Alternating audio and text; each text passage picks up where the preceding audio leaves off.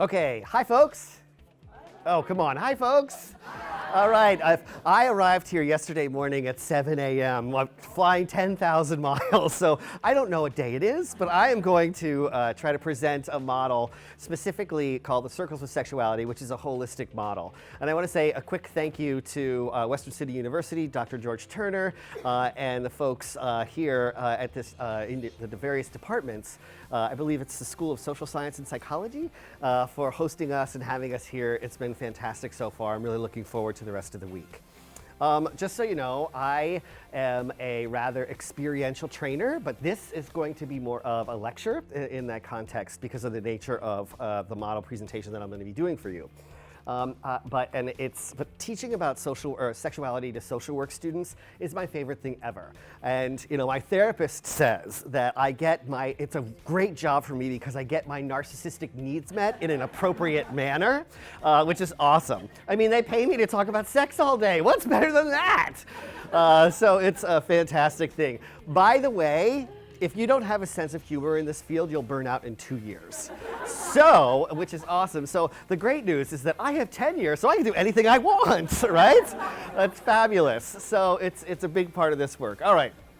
So Dr. Turner and Dr. Pillai Friedman, who are both hard acts to follow, I will say, already talked a little bit about the rationale of why talking about sexuality and sexual health and sexuality education is really important for social work students and human service professionals as a whole. So I'm not going to spend a whole lot of time on this because I want to get to the model, but it's important to be able to highlight that what we know from the research is that overall social workers are unprepared, unwilling, and sometimes actually unable, that is, not capable of addressing human sexuality, period. And it's highly concerning. So why do we talk about it? Social work students are unprepared. We know that very few programs, master's programs, bachelor's programs, incorporate human sexuality at all. Actually, one of my dissertation students, Dr. Kim McKay, did a study in the United States that looked at MSW programs and found that there were very few MSW programs that even included it as an elective.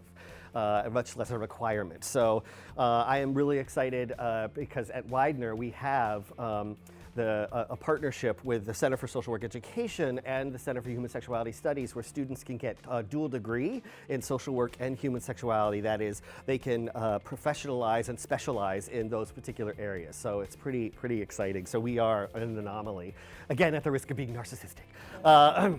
So social work sexuality is really often absent in the literature and practice. There was a peer-reviewed journal many years ago that ran for about 10 to 15 years, I believe, called Human Sexuality and Social Work, and then it went defunct. And nothing really has replaced it.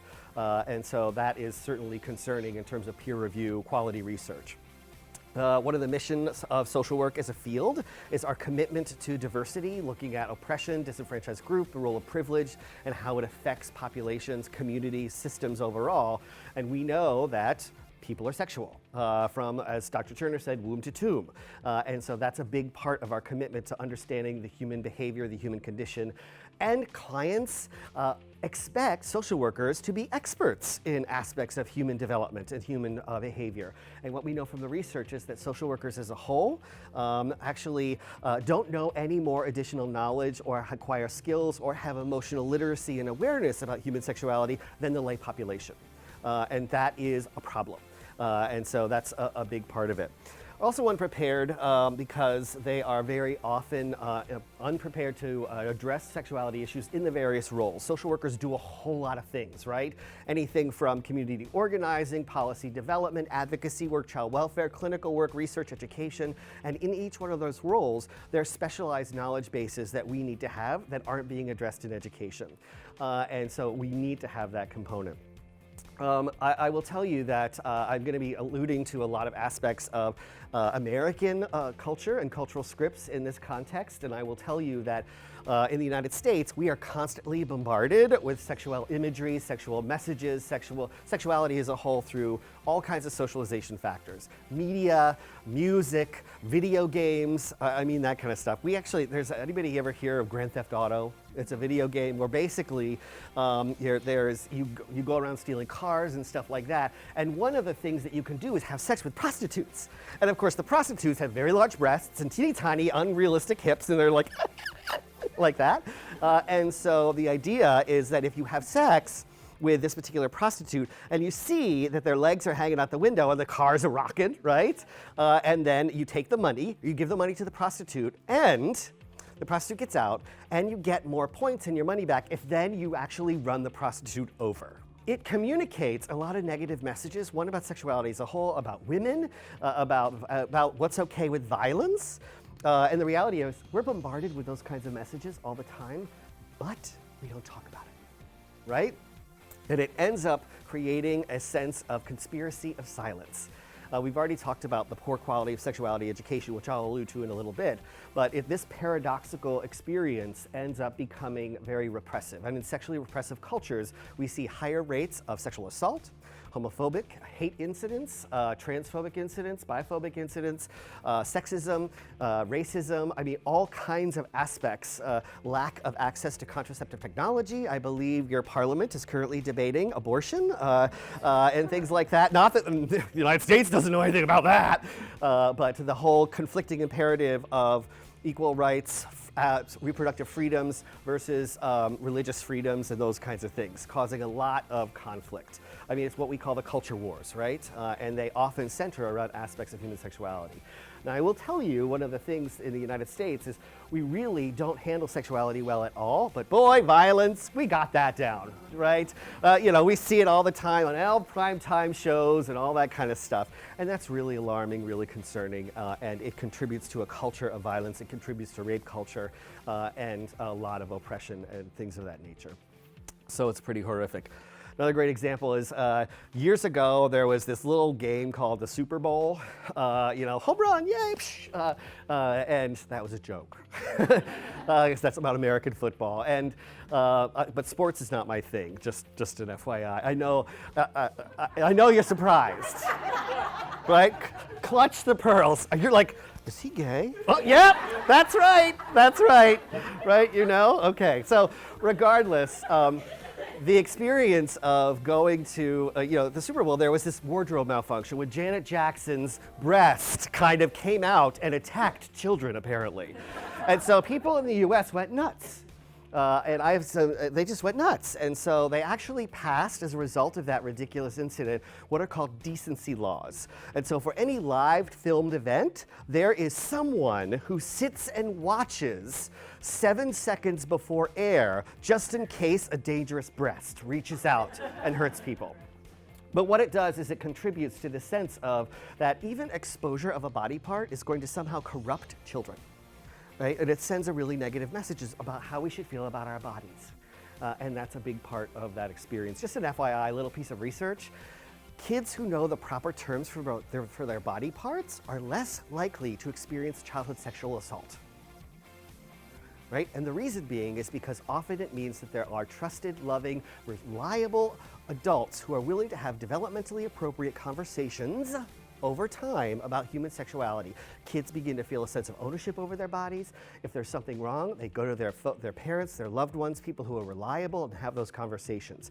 So using terms like cookie or wee-wee might seem kind of cutesy, can cause harm in that experience. Clinicians are often unable, and we've talked about this already, and a lot of the reasons are fear of being charged with immoralities, illegalities, or tragically, often their own sexual trauma that has not been addressed. And because we know that clinicians often have their own history of trauma at the same incidence and proportion that lay populations do. And we know that certainly from the CDC's most recent, what are called ACE study, or Adverse Childhood Experiences study, that where there's a lot more childhood trauma and problems in families than we previously thought. And so that is coming out about it. So some of the implications for social work, and you're gonna have to forgive me, I'm gonna kind of talk fast because we're limited on time, and I wanna make sure you get as much information from my brilliant narcissistic mind as I can give to you. So sex, as we've talked about, is often considered just what we do with our genitals, right? And the notion of whatever, it's like, and of course, what do often people think of when they think of sex? Okay, all right, she's doing this, right? What is this? Intercourse, right? Just a comment, one of the challenges too is that we have difficulty, the English language is horrible with regard to describing and discussing human sexuality. And so we either have really clinical terms like coitus, right? What the hell is that? Or really street terms, and forgive me, but terms like fuck. And so the idea, you're like, oh my gosh, she just swore. Yes, I'm American, that's what we do. But that's a big part of genital-specific focus. So the World Health Organization defined sexuality as a central aspect of being human throughout life, encompassing sex, gender identities, roles, sexual orientation, eroticism, et cetera, et cetera. And one of the things I appreciate about this is it talks about the interaction of biological, psychological, social, economic, political, cultural, ethical, legal, historical, religious, and spiritual factors. As social workers, we're supposed to be able to assess those things and to be able to recognize the intersystemic experiences of how those factors affect client systems, not just individuals, families, or groups, but communities, organizations, and from a global perspective. That's a tall order, and it's a process of lifelong learning. And if you've never ever studied human sexuality, I'm going to tell you this, you have, because parents are the primary sexuality educators of their kids, whether they choose to be or not. They teach people about gender, they teach people about relationships, they teach people about how they're supposed to feel about their bodies, about nakedness, about when's a good time to start having sex, what does intimacy look like, all through role modeling. And so you've probably been a really good student of your parents or loved ones just around that piece alone. And so this is an important part to move beyond that process. In social work, of course, we have a strengths-based approach, and that basically means that we look at assets, we look at coping mechanisms, we look at adaptability, resources, how disenfranchised and oppressed groups actually learn coping mechanisms that communities of privilege don't often learn. And so that's a big part of it.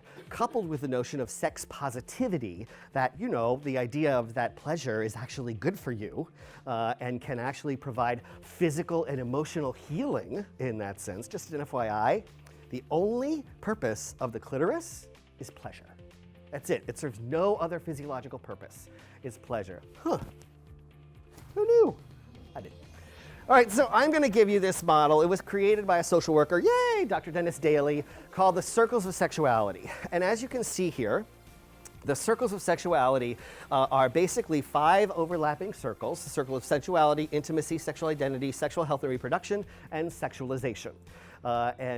So that's part of it. In essence, this image is kind of a misnomer. That is, they all affect each other. So they all should touch to some degree. So sexual health and reproduction affects sexuality even though they're not touching. Make sense? Okay, great. All right, so we're going to start with sensuality. Sensuality is what we call the body touch feel of sexuality. The body touch feel of sexuality. Awareness, acceptance of, and comfort with one's own body as well as the bodies of others. And in this particular circle, there are a series of concepts: body image, attraction template, human sexual response cycle, skin hunger, and fantasy. Now, I'm not going to be able to go over all of these simply because of time, but I want to give you the idea that there's a lot of aspects of the body touch feel of human sexuality. But we're going to start with body image. Who here has a body image? Yes, this is where you all should raise your hands. The idea is body image is how we feel about our bodies and the bodies of others. Like how we feel about our bodies when we're naked in the mirror and taking a look at it. You might be like, ooh, I really don't like that. Or you might be like, hey, how you doing? Who knows? But the idea is this process. Unfortunately, there are a lot of toxic messages that people are sent about their bodies on a regular basis. And not just through advertising, through relationships, through marketing, all that kind of stuff, through cultural scripts. And often what happens is we know that there are a number of clinical disorders that can develop as a result of negative or toxic body image and body shame. And of course, those are anorexia and bulimia. What we know is the American Psychiatric Association developed what's called the Diagnostic and Statistical Manual of Mental Disorders that we use in the US, and that works often in conjunction with the International Classification of Diseases. And we know that those 2 disorders are the most deadly disorders in the entire DSM. That people who struggle with body image and eating disorders die more than anyone else with mental illness. More than schizophrenia, more than psychosis, more than anxiety, more than depression, more than bipolar disorder, all of it. And so that's a real challenge. Could you imagine how different the world might be If parents, teachers, loved ones, social workers, family, and friends communicated to young people from very young, you are beautiful just the way you are. Think about it. Attraction template. This is somebody's type. Who here has a type? You were like, breathing. Yep, yeah, breathing, yep. You know, the idea is that people have lots of different, it's a whole series of characteristics about things that turn us on or attract us to other people. It could be physical aesthetic. It could be, the way they hold themselves. It could be their wardrobe. It could be how they talk. It could be intelligence, personality, who knows what. Now, people often describe types in different ways when they're around different persons. So if you're in a group of professionals and someone says, what's your type? You might say, I like someone with a nice sense of humor, a good personality, nice eyes. Now, of course, though, if you're with your friends at a pub and you're like, oh my gosh, bam and bam, right? Whoa, look at that, you know. So that's just the reality of how you might think it. And so that's part of what it means to have a type. Ultimately, we are still in our, I would even say, older childhood, early adolescence with the understanding brain development and function. Your brain is the most important sexual organ in your entire body, right? How you think, how you feel, how you process, biophysical, psychological, emotional, social, all those kinds of things. And one of the aspects of this is we don't know what causes people to be attracted to other people. We just don't know. And we don't know lots of those things. And those are important research-focused questions that often get shut down because of politics, sex negativity. We don't want to fund those perverts to study why people get attracted to kids, right? And so one of the pieces of that is like just studying the role of pedophilia. And how to go about addressing that often gets stopped because of politics and sex negativity. We have to study the brain more. It is imperative to be able to do that as part of this process. Human sexual response cycle. This is the physiological response to stimulus. It was originally developed by Masters and Johnson, and basically it looks a little bit like a hump with a little kind of, forgive me, I don't have anything to write with, and the idea is that there are a series of stages about what your body goes through during human sexual response. And the first part is excitement. That is, you experience what's called vasocongestion. That is, your blood rushes to different parts of your bodies when you get excited. So the penis becomes engorged, the clitoris becomes engorged, the labia majora and labia minora become engorged and begin to lubricate. The nipples become erect. There's often a little tingling on your skin, a blotch that comes up, and you go, is it getting hot in here? Oh my goodness. That was a joke too. So the idea is then that's part of it. And then it evens out with what we call plateau, right? It's just kind of an even process. And of course, then it goes to the big O. What's that? Orgasm, yay, right? A dear friend of mine and colleague, Dr. Bill Staten, talks about it as the momentary interruption of your pleasure, right? The idea in this process is orgasm is different from ejaculation, however. Orgasm is the fluctuation of nerves. Ejaculation is the expulsion of fluid. They don't always occur together. And we know this especially from research that is often been done on people with spinal cord injuries. And that sometimes those processes, people can still have orgasms, but perhaps not ejaculation. And that it addresses both men and women as well as trans folks. And so that's an important component. Human sexual response cycle. Then along came Helen Singer Kaplan and looked at and said, wait, before excitement comes desire. And that notion. And what happened is that we now classify 3 different types of sexual dysfunctions from this particular model: desire disorders, vasocongestive disorders, and orgasmic disorders. Which of those do you think is the most challenging to treat as a sex therapist? Desire, excellent. It's 10 points to Gryffindor. The notion here is that the idea is that desire, how do you make someone get turned on, right? There's a lot of complexity around that. Skin hunger. Skin hunger is basically, here's my favorite, the longing and desire to be touched or to touch others, right? It's a magical thing. We know that physiological responses happen as a result of touch in that way. And I often frame it as like a pickle jar and a pickle tub, right? So if you have a pickle jar and you, with your skin hunger, and you think about that as skin hunger, and you think of putting water in an empty pickle jar, and water represents touch, it fills up pretty quick, right? So people will be like, okay, I'm a pickle jar, and I get a little bit of touch, and I'm done. Thank you. Don't touch me anymore. Don't want to. I'm not a hugger. Don't want to cuddle. Don't want to snuggle. All that kind of stuff, right? And then you have a pickle tub, which is a big old barrel. And you pour lots of water in it. It's like, oh, touch me, snuggle me, hold me, caress me. It takes a lot longer to fill up a pickle tub, right? And so, of course, what happens is pickle tubs get in relationships with pickle jars.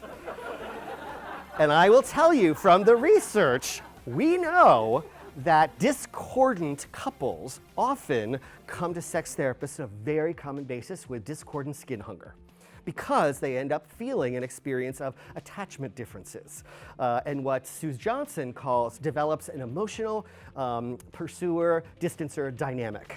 So you've got a pickle jar who's like, stop smothering me! And you've got a pickle tub who's like, you don't love me, right?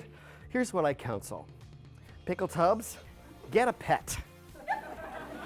Go get massages. Have a cuddle puddle with friends. Whatever.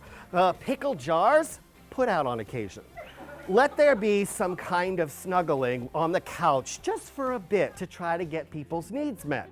That's what people in intimate relationships do. Okay? And you're all like, oh, I'm a pickle jar. I see you. I see you.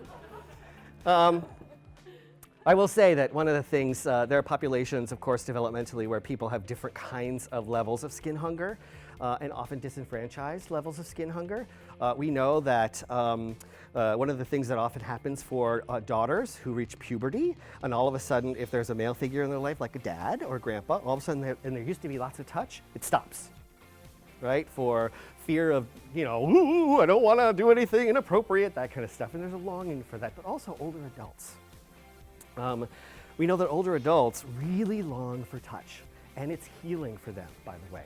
And so what often happens is they will come up with a medical reason to go to the doctor just to get examined, right? Or regularly go to a hairstylist so that there's touching of the hair and so on and so forth. But my father-in-law was the CEO of what's called Philadelphia Protestant Homes, which is for skilled and palliative care for older adults. And he decided that they were going to do a ball each month to try and spruce things up a little bit. And so the first one was the theme called USO, right? And so, of course, there was because there was a lot of veterans in this facility, and so there's a lot of men in uniforms standing over on one side like this, and a lot of women who were like wallflowers, like over here on the other side like this. And he was like, oh my gosh, are we 12 again? And so he went up to this one woman named Mabel, and he said, Mabel, will you come dance with me? She was in a wheelchair. She said, oh, no, stop. And she said, oh, come on. And so he rolled out on the floor, turned around, locked the brakes, put his hand gently on her shoulder and another one gently on her arm. And they started swaying back and forth to crazy, crazy for feeling so lonely, right? And she started to weep. And he thought he'd hurt her. He stepped back, he said, Mabel, are you all right? And she said, no one has touched me like that in so long. Skin hunger. Fantasy. Fantasy is basically symbolic, emotional, mental ideas of what you would like to do that might turn you on sexually, emotionally, mentally, physically, what have you. Here's the thing, not all fantasies should come true. You're like, oh, I want to try this with peanut butter. Oh, don't use crunchy. Whatever. You have to be careful and think about it. So the notion here is really significant. But it might be fantasy of you coming home one day after lunch and there's a little Barry White in the background, that kind of stuff. And some champs bubbling, and you hear, honey, come on in. Or maybe if you would rather someone comes in and there's somebody dressed as a cop uniform, he's like, hey, baby, whatever. It works differently for everyone. All of the pleasure, none of the guilt. All right, that's sensuality, body, touch, feel. Intimacy, interpersonal connectedness with others, right? The relationships, the interpersonal connectedness we have with others, and to have it returned. Caring, sharing, liking, loving, risk-taking, vulnerability, self-disclosure, and trust. Caring, sharing, and liking, loving are some of the most powerful ways that we express intimacy in the context of emotions, relationships, and so on and so forth. And it's really significant. Love is one of the most powerful emotions that human beings can experience. right? And we know this for lots of reasons. Sternberg developed a triangular model of love that incorporated intimacy, commitment, and passion, right? And so you can actually, for those of you who've taken statistics, scatter plot relationships on that triangle. People are like, oh, trauma, no, not stats. And that was a joke. But the idea here is that love is really powerful.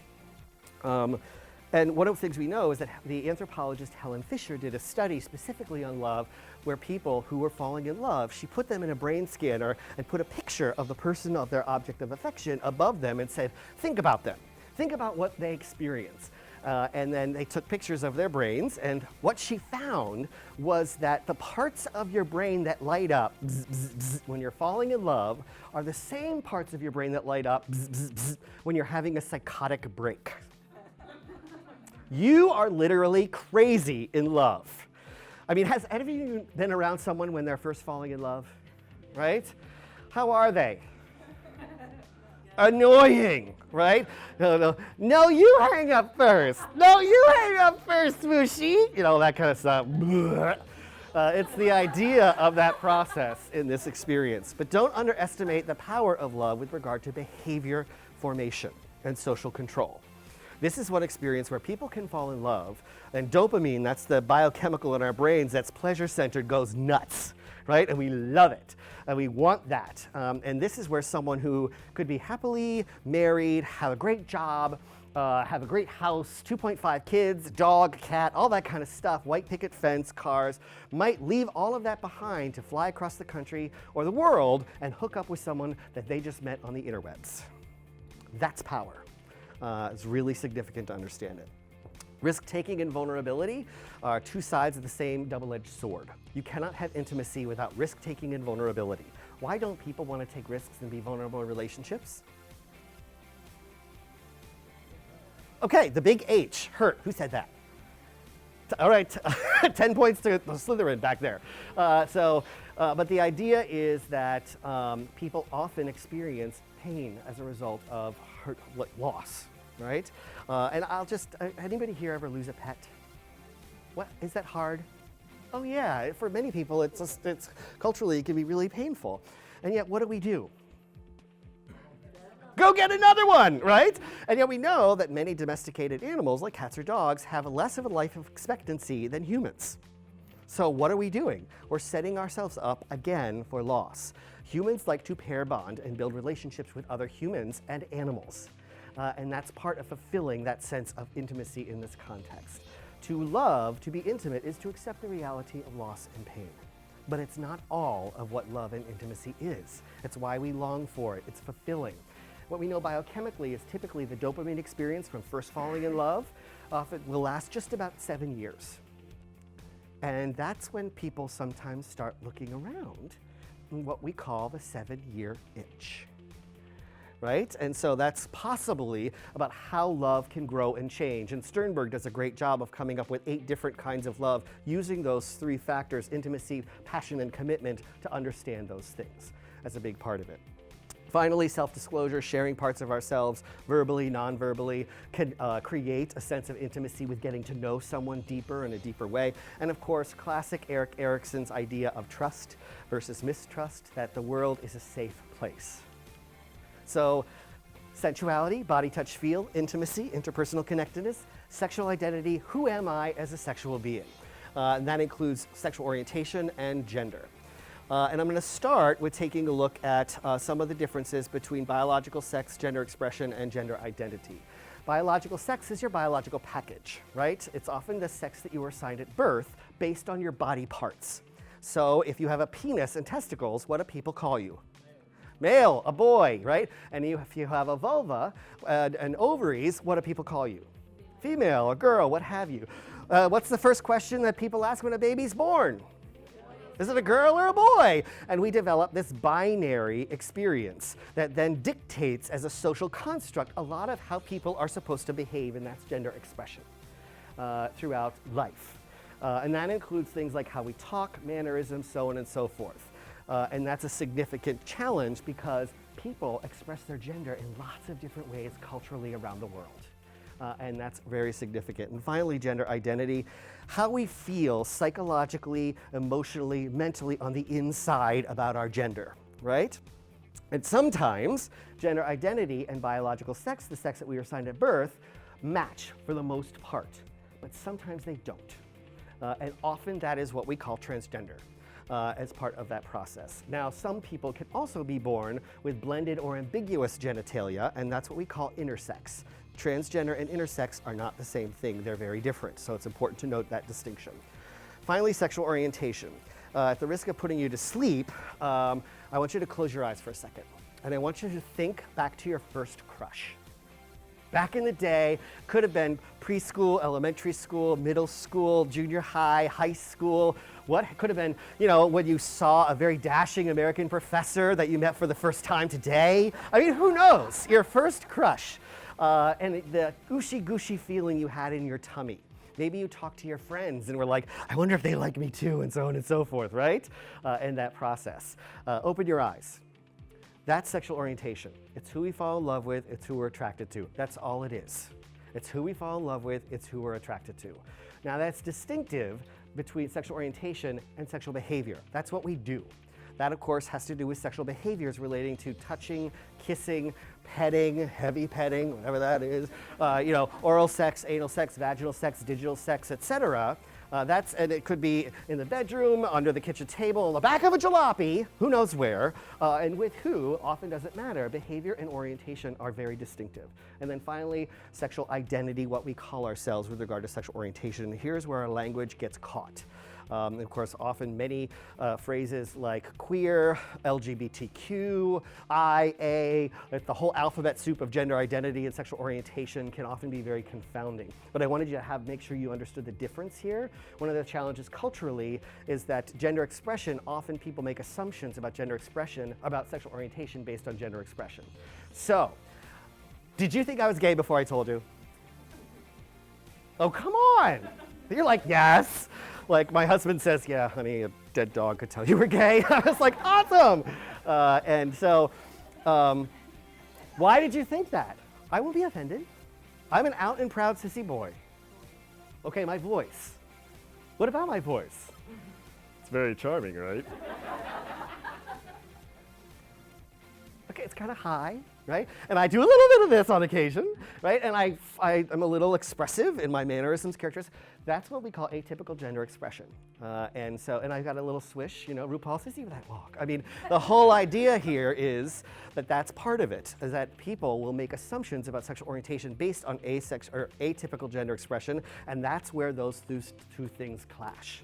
And that we have to try to not make those kinds of assumptions in that experience. All right, so sensuality, body, touch, feel, intimacy, interpersonal connectedness, sexual identity, who am I as a sexual being? I'm gonna be really quick on this one. This is what we call the blue light special, right? Good old-fashioned American store Kmart used to have this blue light special when they would have sales, and the big siren that went off, and everyone was like, oh, there's some sales, run! And so people would run, and it gets all the attention. Right? This is what we end up, this is like all of sexuality education. We look at things like reproductive health, you know, anatomy and physiology, et cetera, feelings and attitudes. I will tell you, contraception, risk reduction, this is what we spend a lot of time on in secondary schools and colleges and universities around sexuality education, and oftentimes it's terrible. Anyone ever hear of the Bartholin's glands? You don't count. Okay, all right. Anyone ever hear of the Skene's glands? Okay, those are glands in the vulva that contribute to reproductive health and female sexual functioning and so on and so forth in that process. And people, supposedly, this is what we spend all our time in schools doing, and people don't learn it, right? Because it's often poor. I remember when I was in middle school for a health class, and we came out of course, the gym teacher separated all the boys from the girls, and so the boys were in the gym, and the girls were in the other room learning about breast cancer, and they came in, and he was like, came in with 2 basketballs, and he stuffed them under his arm, and he said, "This is the female reproductive system." Get it? Okay, if you don't, you need to do some study on female sexual health, but the idea is that it's a horrible way of going about teaching. is that process. So that's significant. It's one of the actual missions of the Center for Sexuality Studies at Widener is to improve comprehensive sexuality education, especially in light of the fact that we know that abstinence-only sexuality education don't work. And we know that from study after study after study. Sensuality, body, touch, feel, intimacy, interpersonal connectedness with others, sexual identity, who am I as a sexual being, blue light special, whoop, whoop, whoop, and sexualization, how I use my sexuality to influence or control others. I'm going to go through this one very quickly because I'm pretty sure we're running out of time. So flirting, seduction, withholding sex, sexual violence, and sexual harassment. Flirting and seduction often go hand in hand. Those are ways that people can try to build relationships with others. There are both positive and negative intents to this. Positive intent often is the idea of being able to connect with other people. And it might be when you're out, could be when you're in a classroom, could be when you're out at a restaurant or at a party or at a pub or who knows what, and you come up with ways to flirt. I was always told in college that I flirted with the servers all the time, and I was like, I'm just nice. So I decided I was going to become a sport flirt and learn how to do that. So I'm going to show you some of my moves. You ready? All right, so this is the look over, smile, look away. Right? That's a good one. And this is the look over, smile, giggle, look down, look away. Right? And if you have hair, you can do all kinds of things with hair. But the idea is that that's part of that process. And you build connections that way with other people. The challenge is you can also use flirtation and seduction to influence or manipulate others. For example, in graduate school, I had a dear friend who, we were poor. We ate ramen noodles every day. A dear friend of ours I was like, I wish we could go out tonight. It was Friday night, and she was like, I'm going out. I said, how are you? You don't have any money. She's like, I got the girls. And I was like, okay. So she went out to a club and got right in and went up to the bar and was like just sitting there like this, you know. And some guy came up and said, can I buy you a drink? She's like, sure. So he bought her a drink. She said, thanks, and walked away, right? To influence, control, or manipulate others. I see some guilty faces. All right, so withholding sex. This is both positive and negative intent. I often tell my clients and students, figure out where your boundaries are before you end up in a horizontal conversation. I always tell my students, have vertical conversations. Before biochemicals kick in and you're hot and horny and heavy and ready to go, before you take any kind of mind-altering substance, right? And before you end up having difficulties with thinking about how far you want to go in terms of various behaviors. And that's an important piece. Say no because you can on occasion. Exercise that muscle, right? Withholding sex, however, can also be negative intent, and that is, oh no, you ain't getting any of this until you take out the trash, right? Sexual blackmail, right? To use, control, or manipulate others. Finally, sexual violence.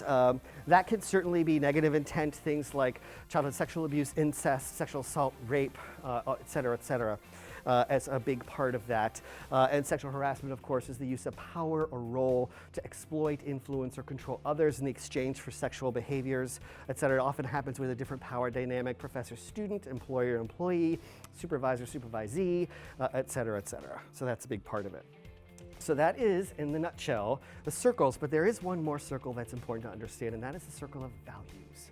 It is the lens through which I will let my colleagues soon take over to kind of highlight some of that in terms of the lens through which you view the world, what you think is good and bad, what you think is right and wrong.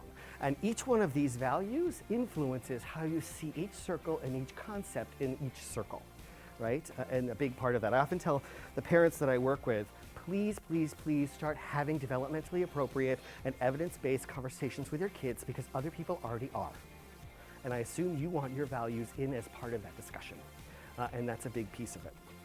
And the questions that I often think are really important about what it means to self-reflect and self-correct for you as social workers and social work students is thinking about where did the values that I hold come from? Have I ever explored them? Where did I hear messages that built these values and my ideas? How did I come to believe this? Should I critique it? Should I question it? Should I affirm it? Right? And then how will this value ultimately influence the work I do in macro to micro social work practice? Because a big part of this, and the number one thing is do no harm. And your values, you cannot check at the door. I think that is a bunch of bunk. They come in with you. What does it mean to use supervision effectively? What does it mean to know evidence-based practice? What does it mean to seek out practice wisdom from learned scholars that you have right here in your backyard? And that kind of process. So it's a big piece of the puzzle. And so just references here. So I want to say thank you so much. I know that was quick.